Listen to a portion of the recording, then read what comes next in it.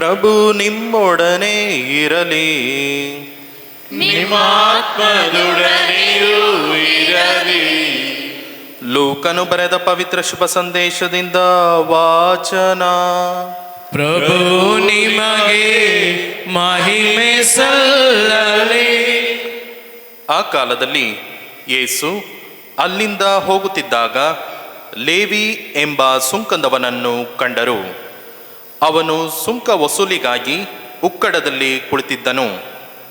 ನನ್ನನ್ನು ಹಿಂಬಾಲಿಸು ಎಂದು ಯೇಸು ಅವನನ್ನು ಕರೆದರು.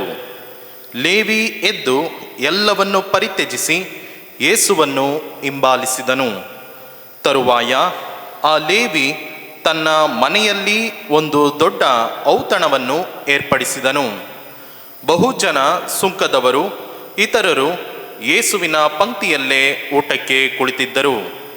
ಇದನ್ನು ಕಂಡ ಫರಿಸಾಯರು ಮತ್ತು ಅವರ ಪಂಥಕ್ಕೆ ಸೇರಿದ ಧರ್ಮಶಾಸ್ತ್ರಜ್ಞರು ಗೊಣಗಾಡುತ್ತಾ ಯೇಸುವಿನ ಶಿಷ್ಯರ ಬಳಿಗೆ ಬಂದು, ನೀವು ಸುಂಕದವರ ಮತ್ತು ಪಾಪಿಷ್ಠರ ಜೊತೆಯಲ್ಲಿ ಏಕೆ ತಿನ್ನುತ್ತೀರಿ, ಕುಡಿಯುತ್ತೀರಿ ಎಂದು ಪ್ರಶ್ನಿಸಿದರು. ಅದಕ್ಕೆ ಯೇಸು ಪ್ರತ್ಯುತ್ತರವಾಗಿ, ವೈದ್ಯನ ಅವಶ್ಯಕತೆ ಇರುವುದು ರೋಗಿಗಳಿಗೆ, ಆರೋಗ್ಯವಂತರಿಗಲ್ಲ.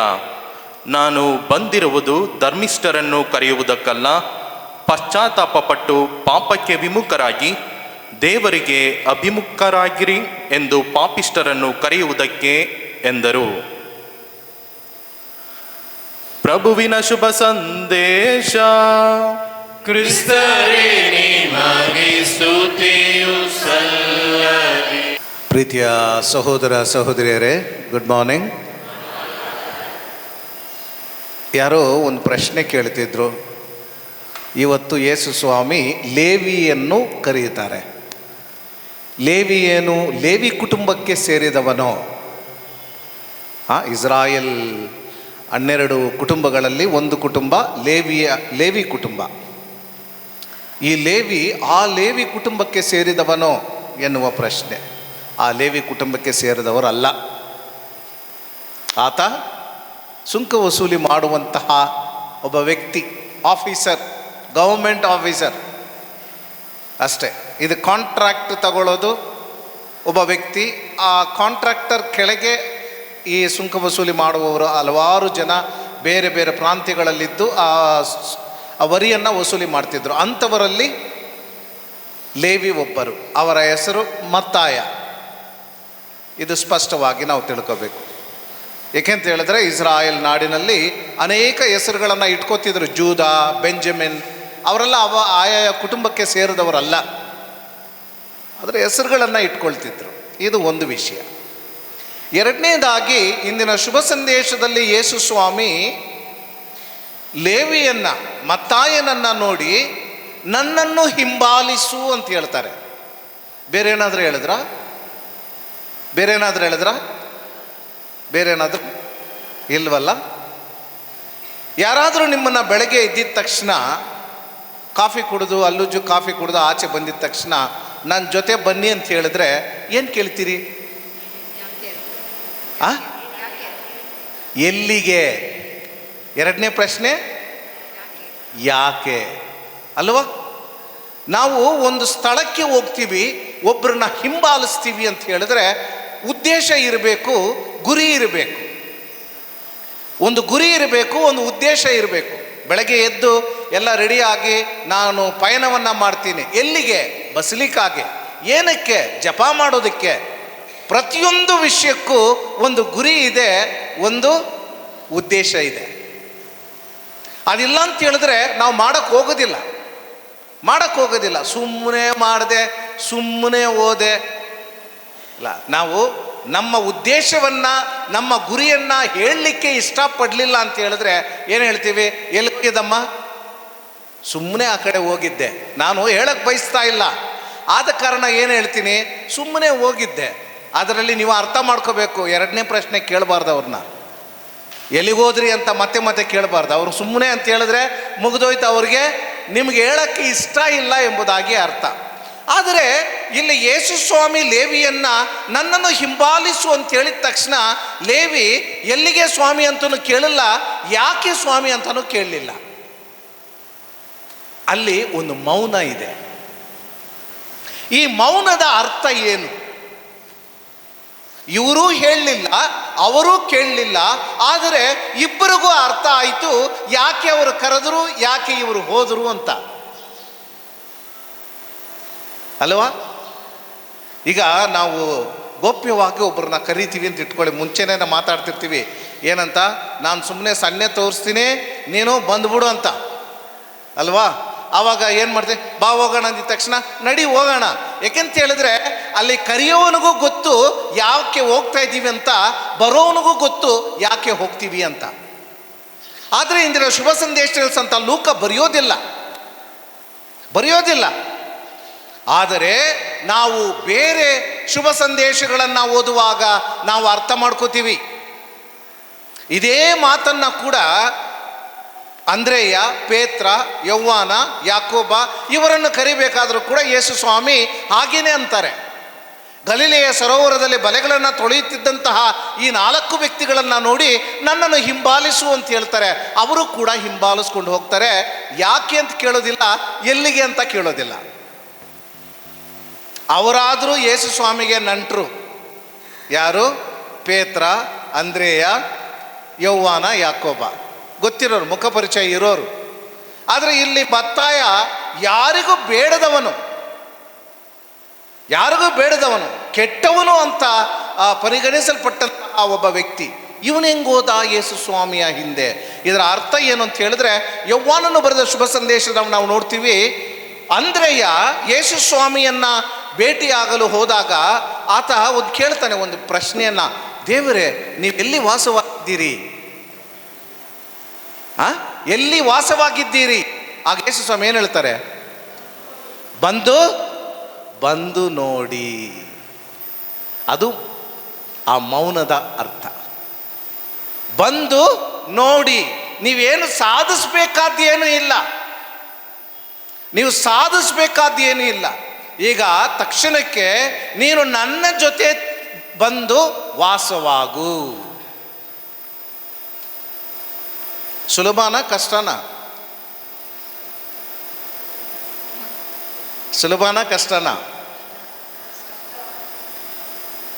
ಕಷ್ಟ ಇದೆಯಲ್ಲ. ಮದುವೆ ಮಾಡ್ತೀವಿ, ದೇವಸ್ಥಾನದಲ್ಲಿ ಮದುವೆ ಮಾಡ್ತೀವಿ. ಪತಿಯಾದವನು ಪತ್ನಿಯನ್ನು ನೋಡಿ ಹೇಳ್ತಾನೆ, ಸುಖ ದುಃಖಗಳಲ್ಲಿ ನಾನು ನಿನಗೆ ಪ್ರಾಮಾಣಿಕನಾಗಿದ್ದು ನಿನ್ನೊಂದಿಗೆ ನಾನು ವಾಸವಾಗಿರ್ತೀನಿ. ಇರ್ತಾರ? ಕಷ್ಟ ಅಲ್ವಾ? ತಪ್ಪುಗಳನ್ನು ಮಾಡುವ, ಪಾಪಗಳನ್ನು ಮಾಡುವ ಮನುಷ್ಯರ ಜೊತೆನೇ ನಾವು ಇರೋಕ್ಕಾಗಲಿಲ್ಲ ಅಂತ ಹೇಳಿದ್ರೆ, ತಪ್ಪೇ ಇಲ್ದಿರ, ಪಾಪನೇ ಇಲ್ದಿರ ಇರುವಂತಹ ದೇವ್ರ ಜೊತೆ ಹೆಂಗಿರೋದು? ಕಷ್ಟ ಅಲ್ವಾ? ಕಷ್ಟ ಆಗುತ್ತೆ. ಪ್ರೀತಿಯ ಸಹೋದರ ಸಹೋದರಿಯರೇ, ಯೇಸು ಸ್ವಾಮಿ ಶಿಷ್ಯರನ್ನು ತನ್ನೊಡನೆ ಇರಲು ಕರೆದರು. ಆದರೆ ಅವರಿಂದ ಇರಲಿಕ್ಕೆ ಆಗಲಿಲ್ಲ. ಉದಾಹರಣೆಗೆ ಹೇಳುವುದಾದರೆ, ಅವರದೇ ಆದಂತಹ ಚಿಂತನೆಗಳು, ಅವರದೇ ಆದಂತಹ ಯೋಚನೆಗಳು, ಅವರಿಗೆ ಆದಂತಹ ಭಯ, ಪ್ರಾಣ ಎಲ್ಲವೂ ಕೂಡ ಅವರನ್ನ ಕಾಡ್ತಿತ್ತು. ಯೇಸು ಸ್ವಾಮಿ ಜೊತೆ ಅವ್ರ ಕೈಲಿ ಇರಲಿಕ್ಕೆ ಆಗಲಿಲ್ಲ. ಪ್ರೀತಿಯ ಸಹೋದರ ಸಹೋದರಿಯರೇ, ಉದಾಹರಣೆಗಳನ್ನ ನಾನು ಹೇಳಬಲ್ಲೆ. ಗೆತ್ಸೆಮನೆ ತೋಪಿನಲ್ಲಿ ಯೇಸು ಸ್ವಾಮಿ ರಕ್ತ ಬೆವರನ್ನು ಸುರಿಸಬೇಕಾದ್ರೆ ಅವ್ರು ಹೇಳ್ತಾರೆ, ನನಗೆ ಪ್ರಾಣ ಸಂಕಟವಾಗಿದೆ, ನನ್ನೊಂದಿಗೆ ಇದ್ದು ಪ್ರಾರ್ಥನೆ ಮಾಡು. ಮಾಡಿದ್ರ ಪ್ರಾರ್ಥನೆ? ಅವರು ಇಲ್ಲ. ಯೇಸು ಸ್ವಾಮಿ ಪೇತ್ರನನ್ನು ನೋಡಿ ಹೇಳ್ತಾರೆ, ದ ಫ್ಲೆಶ್ ಇಸ್ ವೀಕ್. ಬಲಹೀನತೆ, ಇರ್ಲಿಕ್ಕೆ ಆಗಲಿಲ್ಲ ಅವ್ರ ಜೊತೆ. ಪ್ರೀತಿಯ ಸಹೋದರ ಸಹೋದರಿಯರೇ, ಪೇತ್ರ ಹೇಳಿದ್ರು, ಯೇಸು ಸ್ವಾಮಿ ಈ ಜೀವವನ್ನು ನಾನು ಕೊಡಬೇಕಾಗಿರ್ತದೆ, ಅವರು ನನ್ನನ್ನು ಕೊಲೆ ಮಾಡ್ತಾರೆ, 3 ದಿನಗಳಾದ ಮೇಲೆ ನಾನು ಮತ್ತೆ ಪುನರುತ್ಥಾನವಾಗುವೆನು ಎಂದು ಹೇಳುವಾಗ ಪೇತ್ರ ಹೇಳ್ತಾನೆ, ಸ್ವಾಮಿ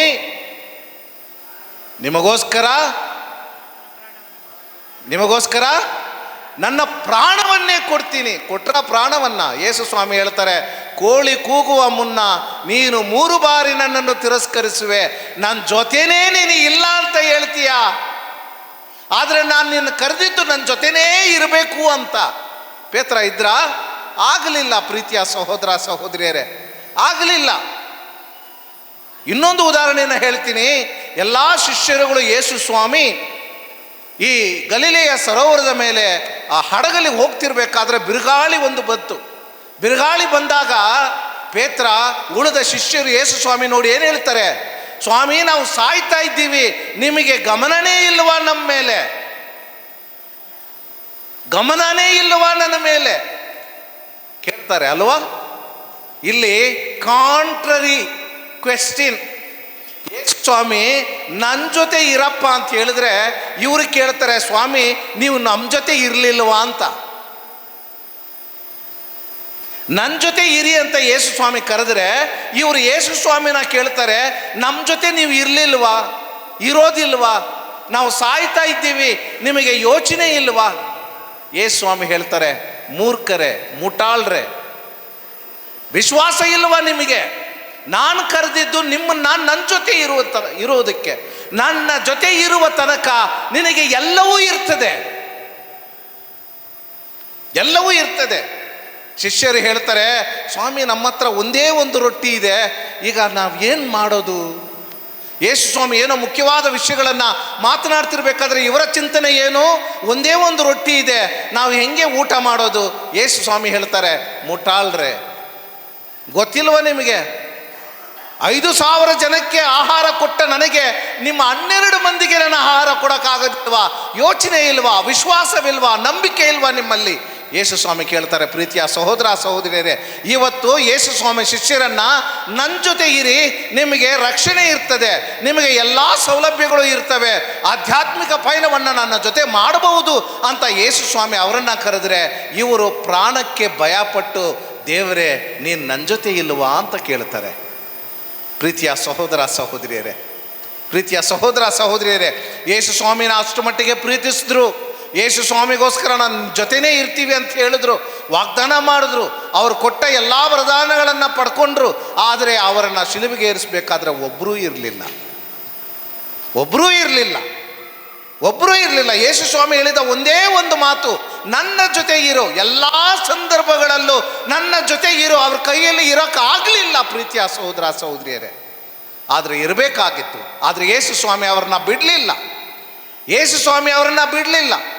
ಪುನರುತ್ಥಾನರಾದ ಮೇಲೆ ಪೇತ್ರನನ್ನು ನೋಡಿ ಹೇಳ್ತಾರೆ, ಪೇತ್ರ ಇವಾಗ ಹೇಳು, ನಿಜವಾಗಲೂ ನೀನು ನನ್ನನ್ನು ಪ್ರೀತಿಸ್ತೀಯಾ? ನಿಜವಾಗಲೂ ಪ್ರೀತಿಸ್ತೀಯಾ? ಹೌದು ಸ್ವಾಮಿ ಪ್ರೀತಿಸ್ತೀನಿ. ಅಂದರೆ ನನ್ನ ಜೊತೆ ಇರು, ನನ್ನ ಜೊತೆ ಇರು, ನನ್ನ ಮಂದೆಯನ್ನು ಕಾಪಾಡು, ನನ್ನ ಮಂದೆಯನ್ನು ಮೇಯಿಸು. ಪ್ರೀತಿಯ ಸಹೋದರ ಸಹೋದರಿಯರೇ, 3 ಬಾರಿ ಪೇತ್ರನನ್ನ ಕೇಳಿದ ನಂತರ ಯೇಸು ಸ್ವಾಮಿ ಹೇಳ್ತಾರೆ, ಈಗ ನನ್ನನ್ನು ಹಿಂಬಾಲಿಸು, ನನ್ನ ಜೊತೆ ಇರು. ಸುಂದರವಾದ ಮಾತುಗಳು ಪ್ರೀತಿಯ ಸಹೋದರ ಸಹೋದರಿ, ತುಂಬ ಮುಖ್ಯ. ಆದರೆ ಒಂದು ಕ್ಷಣದಲ್ಲಿ ಒಂದು ಅವಕಾಶವನ್ನು ದೇವರು ಪೇತ್ರನಿಗೆ ಕೊಟ್ಟರು. ನನ್ನ ಜೊತೆ ಇರೋದು ನಿನಗೆ ಎಷ್ಟು ಆನಂದವಾಗಿರ್ತದೆ ಎನ್ನುವುದನ್ನು ತಿಳ್ಕೊ ಮಗನೇ ಎಂಬುದಾಗಿ ಒಂದು ಅವಕಾಶ ಕೊಟ್ಟರು. ಯಾವುದು ಅವಕಾಶ ಅಂತ ಹೇಳಿದ್ರೆ, ಅವರು ರೂಪಾಂತರ ತಾಳದಾಗ ಯೇಸು ಸ್ವಾಮಿ ತನ್ನ ಮಹಿಮೆಯಲ್ಲಿ ಇರಬೇಕಾದರೆ ಆ ಉಡುಪನ್ನು ನೋಡಿ, ಅವರ ಮುಖವನ್ನು ನೋಡಿ, ಆ ಒಂದು ದೃಶ್ಯವನ್ನು ನೋಡಿ ಆತ ಹೇಳ್ತಾನೆ, ಸ್ವಾಮಿ ನನಗೆ ಮನೆ ಬೇಡ, ನನಗೆ ಕುಟುಂಬ ಬೇಡ, ಆಸ್ತಿ ಬೇಡ, ಭೂಲೋಕ ಬೇಡ, ಯಾವುದು ಬೇಡ, ನಿಮ್ಮ ಜೊತೆನೇ ಇದ್ದು ಬಿಡ್ತೀವಿ, ನಿಮಗೆ 3 ಗುಡಾರಗಳನ್ನು ಹಾಕ್ತೀವಿ, ನೀವು ಗುಡಾರಗಳಲ್ಲಿರಿ, ನಾವು ಬೇಕಾದರೆ ನಾವು ಹೊರಗೇನೇ ಇದ್ದು ಬಿಡ್ತೀವಿ. ಪ್ರೀತಿಯ ಸಹೋದರ ಸಹೋದರಿಯರೇ, ತುಂಬ ಮುಖ್ಯ. ಯೇಸು ಸ್ವಾಮಿಯೊಡನೆ ಇರುವುದು ಅಷ್ಟೊಂದು ಆನಂದವನ್ನು ಕೊಡುವಂತಹ ವಿಷಯ. ಅದನ್ನು ಅನೇಕ ಸಂದರ್ಭಗಳಲ್ಲಿ ನಮ್ಮ ಬಲಹೀನತೆಯ ಕಾರಣ ನಾವು ಅದನ್ನು ಕಳ್ಕೊಬಿಡ್ತೀವಿ, ಕೈ ತೊಳ್ಕೊಬಿಡ್ತೀವಿ, ಬಿಟ್ಬಿಟ್ಟು ಹೋಗ್ತಾ ಇರ್ತೀವಿ. ಅದು ನಿಜವಾದ ಆಧ್ಯಾತ್ಮಿಕ ಸೋಲು. ಪ್ರೀತಿಯ ಸಹೋದರ ಸಹೋದರಿಯರೇ, ಯೇಸು ಸ್ವಾಮಿಯೊಡನೆ ಇರಬೇಕು ಅಥವಾ ಯೇಸು ಸ್ವಾಮಿಯಾಗಿಯೇ ಇರಬೇಕು, ಅದು ಮುಖ್ಯ. ಯೇಸು ಸ್ವಾಮಿಯೊಡನೆ ಇರಬೇಕು, ಯೇಸು ಸ್ವಾಮಿಯಾಗಿಯೇ ಇರಬೇಕು. ಎಲ್ಲಿ ಪ್ರಾರಂಭ ಮಾಡೋದು? ನಿಮ್ಮ ಕುಟುಂಬಗಳಲ್ಲಿ ಪ್ರಾರಂಭ ಮಾಡಿ. ಕುಟುಂಬಗಳಲ್ಲಿ ಪ್ರಾರಂಭ ಮಾಡಿ ಪ್ರೀತಿಯ ಸಹೋದರ ಸಹೋದರಿಯರೇ, ಯೇಸು ಸ್ವಾಮಿಯೊಡನೆ ನಾವು ಇರಬೇಕು. ಸಾಧಾರಣವಾಗಿ ಬೈಬಲ್ ಗ್ರಂಥದಲ್ಲಿ ನಾವು ಹೇಳೋದೇನಂತ ಹೇಳಿದ್ರೆ, ದೇವರು ನಿಮ್ಮೊಡನೆ, ಇಮ್ಯಾನುವೇಲ್, ದೇವರು ನಿಮ್ಮೊಡನೆ ಅಂತ ಹೇಳಿದಾಗ ನಮಗೆ ಖುಷಿ ಆಗುತ್ತೆ. ಓ, ದೇವರು ಯಾವಾಗಲೂ ನಮ್ಮ ಜೊತೆ ಇದ್ದಾರೆ ಅಂತ ಅಲ್ವಾ? ನಾವು ಪ್ರಶ್ನೆನೂ ಕೇಳ್ಕೋಬೇಕು, ನಾವು ದೇವ್ರ ಜೊತೆ ಇದ್ದೀವಾ? ದೇವರು ಬರ್ತಾರೆ, ನಾನಿರ್ತೀನ? ಇಷ್ಟ ಇಲ್ದಿರೋ ಹೆಂಡ್ತಿನ ಕರ್ಕೊಬಂದು ನೀನು ದೊಡ್ಡ ಮಾಳಿಗೆಯಲ್ಲಿ ಇಟ್ಟರು ಕೂಡ ಅವಳ ಗಮನ ಎಲ್ಲಿರ್ತದೆ? ಮನೆಯಿಂದ ಆಚೆನೇ ಇರ್ತದೆ, ಮನೆ ಒಳಗೆ ಇರೋದಿಲ್ಲ ಅಲ್ವಾ? ಹೌದು ಇಲ್ವಾ? ಹೌದು. ಹೆಂಡತಿ ಜೊತೆ ಸಂಸಾರ ಮಾಡೋದಕ್ಕೆ ಇಷ್ಟ ಇಲ್ಲವರ ಹುಡುಗನ್ನ ಕರ್ಕೊಬಂದು ಅವನಿಗೆ ಬೆಸ್ಟ್ ಬಟ್ಟೆ, ಬೆಸ್ಟ್ ಊಟ, ಬೆಸ್ಟ್ ಕಾರು ಕೊಟ್ಟರು ಕೂಡ ಅವನು ಏನು ಯೋಚನೆ ಮಾಡ್ತಾನೆ? ಬೆಳಗ್ಗೆ ಯಾವಾಗ ಬರುತ್ತೆ, ಕಾರ್ ಯಾವಾಗ ಎತ್ಕೊಂಡು ದೂರ ಹೋಗೋಣ ಅಂತ ಯೋಚನೆ ಮಾಡ್ತಾನೆ ಹೊರತು ಹೆಂಡತಿ ಜೊತೆ ಸೇರಿಕೊಂಡು ಸಂಸಾರ ಮಾಡಬೇಕು, ಈ ಒಂದು ಕುಟುಂಬವನ್ನು ಉಳಿಸ್ಕೋಬೇಕು ಎನ್ನುವ ಗಮನ ಆತನಿಗೆ ಬರೋದೇ ಇಲ್ಲ. ಊರು ಸುತ್ತಬೇಕು, ಸ್ನೇಹಿತರ ಜೊತೆ ಇರಬೇಕು, ಜೀವನವನ್ನು ಎಂಜಾಯ್ ಮಾಡಬೇಕು ಎನ್ನುವ ಯುವಕನಿಗೆ ನೀವು ಎಷ್ಟೇ ದೊಡ್ಡ ಜವಾಬ್ದಾರಿಯನ್ನು ಕೊಟ್ಟರೂ ಕೂಡ ಆತ ತನ್ನ ಕೆಲಸ ಕಾರ್ಯಗಳನ್ನು ಮಾಡೋದಿಲ್ಲ. ಮಾಡ್ತಾನ? ಅವನ ಗಮನ ಎಲ್ಲಿರ್ತದೆ? ಅಲ್ಲೇ ಇರ್ತದೆ, ಆ ಬೀದಿಗಳಲ್ಲಿ ಇರ್ತದೆ, ಗ್ರೌಂಡಲ್ಲಿ ಇರ್ತದೆ, ಅಥವಾ ಆತನ ಸ್ನೇಹಿತರ ಜೊತೆ ಇರ್ತದೆ. ಎಲ್ಲ ಸೇರಿಕೊಂಡು ಮಾಡಬಾರ್ದು ಕೆಲಸ ಮಾಡಿ, ಹೋಗಬಾರ್ದು ಜಾಗಕ್ಕೆ ಹೋಗಿ, ಕೊನೆಗೆ ಜೀವನಕ್ಕೆ ಒಂದು ಸೊನ್ನೆ ಮಾಡಿಕೊಂಡು ಜೀವನ ಹೋಯಿತು ಅಂತ ಆಮೇಲೆ ಕೂತ್ಕೊಂಡು ಅಳೋದು. ಪ್ರಯೋಜನ ಏನಿದೆ? ಪ್ರೀತಿಯ ಸಹೋದರ ಸಹೋದರಿಯರೇ, ದೇವರು ನಮ್ಮೊಡನೆ ಇದ್ದಾರೆ, ಬೈಬಲ್ ಗ್ರಂಥ ಹೇಳುತ್ತದೆ. ಆದರೆ ಇವತ್ತು ನಾವು ಕೇಳಬೇಕಾದ the most serious question is whether I am with God. ನಾನು ದೇವರೊಡನೆ ಇದ್ದೀನಾ? ದೇವರ ಸಂದೇಶ ನನ್ನಲ್ಲಿದೆಯಾ? ದೇವರ ವಾಕ್ಯ ನನ್ನಲ್ಲಿದೆಯಾ? ದೇವರಿಗೆ ನಾನು ಮಾಡಿಕೊಟ್ಟ ವಾಗ್ದಾನಗಳನ್ನು ನೆರವೇರಿಸಲು ನಾನು ಸಿದ್ಧನಾಗಿದ್ದೇನಾ? ಇವುಗಳು ತುಂಬ ಮುಖ್ಯವಾಗಿರ್ತದೆ. ಅದನ್ನು ನೀವು ಪರಿಗಣಿಸಬೇಕಾದ ವಿಷಯ ಎಲ್ಲಿ ಅಂತ ಹೇಳಿದ್ರೆ, ನಿಮ್ಮ ಕುಟುಂಬಗಳಲ್ಲಿ. ಪತಿಯಾದವನು ಪತ್ನಿಗೆ ಹೇಳಬೇಕು, ನಾನು ನಿಮ್ಮ ಜೊತೆ ಇರ್ತೀನಿ. ಏಕೆಂತ ಹೇಳಿದ್ರೆ, I see Christ in you. ಹೇಳಲು ಸಾಧ್ಯ ಆಗುತ್ತಾ? ನನ್ನ ಗಂಡನಲ್ಲಿ ನಾನು ಯೇಸು ಸ್ವಾಮಿ ನಾನು ನೋಡ್ತೀನಿ ಸ್ವಾಮಿ, ಆಗುತ್ತಾ ಹೇಳ ಈ ಮಾತು? ಅದು ಬಿಟ್ಟರೆ ಬೇರೆ ಏನಾದರೂ ಹೇಳಿ ಸ್ವಾಮಿ, ಆ ಮೂತಿ ನೋಡಿದ್ರೆ ನನಗೆ ನಾಷ್ಟನೇ ಇಳಿಯೋದಿಲ್ಲ ಅಲ್ವಾ? ಯಾಕಂತ ಹೇಳಿದ್ರೆ ಪ್ರತಿದಿನ ನೋಡಿ ಟಯರ್ಡ್ ಆಗಿಬಿಟ್ಟಿದ್ದೀವಿ. ಪ್ರೀತಿಯ ಸಹೋದರ ಸಹೋದರಿಯರೇ, ಒಂದು ಮಾತು ಹೇಳ್ತೀನಿ ಕೇಳಿ. ನಮಗೇನು ಸಿಕ್ಕಿದೆಯೋ ಅದೇ ದ ಬೆಸ್ಟ್ ಥಿಂಗ್. ನಾವು ತಿಳ್ಕೊಬೋದು, ಅಮೇರಿಕಾ ಹೋದರೆ ಜೀವನ ತುಂಬ ಸುಂದರವಾಗಿರ್ತದೆ, ಯುರೋಪ್ಗೆ ಹೋಗಿದ್ರೆ ಜೀವನ ತುಂಬ ಸುಂದರವಾಗಿರ್ತದೆ ಅಂತ ಯೋಚನೆ ಮಾಡಬಹುದು. ನನ್ನ ಓದೋಕ್ಕೆ ಯುರೋಪ್ಗೆ ಕಳಿಸಿದ್ರು, ಡಾಕ್ಟ್ರೇಟ್ ಮಾಡೋದಕ್ಕೆ 5 ವರ್ಷ ಮಾಡ್ಬೋದು. ನನ್ನ ಕೈಯಾಗಿ ಇರೋಕ್ಕೆ ಆಗಲಿಲ್ಲ, 2 ವರ್ಷಕ್ಕೆ ಬಂದ್ಬಿಟ್ಟೆ. ಆದರೆ ಡಾಕ್ಟ್ರೇಟ್ ಮುಗಿಸ್ಕೊಂಡೇ ಬಂದೆ. ಅಮೇರಿಕಾ ಹೋದೆ, ಒಂದು 3 ತಿಂಗಳಿದ್ದೆ. ಸಾಯುವ ತನಕ ಅಮೇರಿಕಾ ನಾವು ಬರೋದಿಲ್ಲ ಅಂತ ಹೇಳ್ಬಿಟ್ಟೇ ಬಂದೆ ಅಲ್ವಾ? ಈ ಇಡೀ ಭೂಲೋಕದಲ್ಲೇ ನಿಮಗೆ ಬೆಸ್ಟ್ ಪ್ಲೇಸ್ ಅಂತ ಹೇಳಿದ್ರೆ ನಿಮ್ಮ ಮನೆಯೇ. ಅದು ಚಿಕ್ಕದಾಗಿರಲಿ ಅಥವಾ ಸೌಲಭ್ಯಗಳು ಕಡಿಮೆ ಇರಲಿ, ಏನೇ ಇರಲಿ.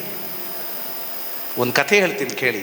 ಒಬ್ಬ ವ್ಯಕ್ತಿ ಯೇಸು ಸ್ವಾಮಿಯಲ್ಲಿ ಕಂಪ್ಲೇಂಟ್ ಮಾಡ್ದಂತೆ, ಸ್ವಾಮಿ ನಾನು ಶಿಲುಬೆ ತುಂಬ ಭಾರ, ಈ ಶಿಲುಬೆನ ತಗೊಂಡು ನನಗೆ ಬೇರೆ ಶಿಲುಬೆ ಕೊಡಬಾರ್ದ?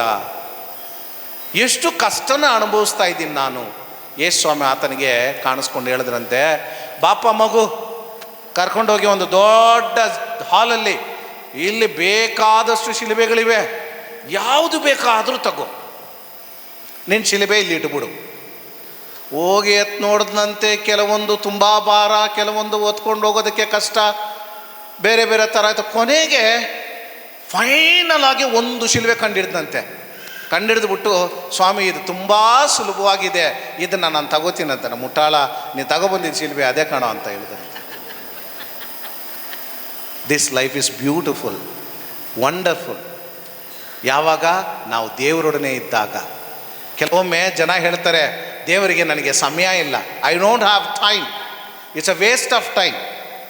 Waste of time. ಬರುತ್ತೆ ಅವ್ರಿಗೆಲ್ಲ ಟೈಮು.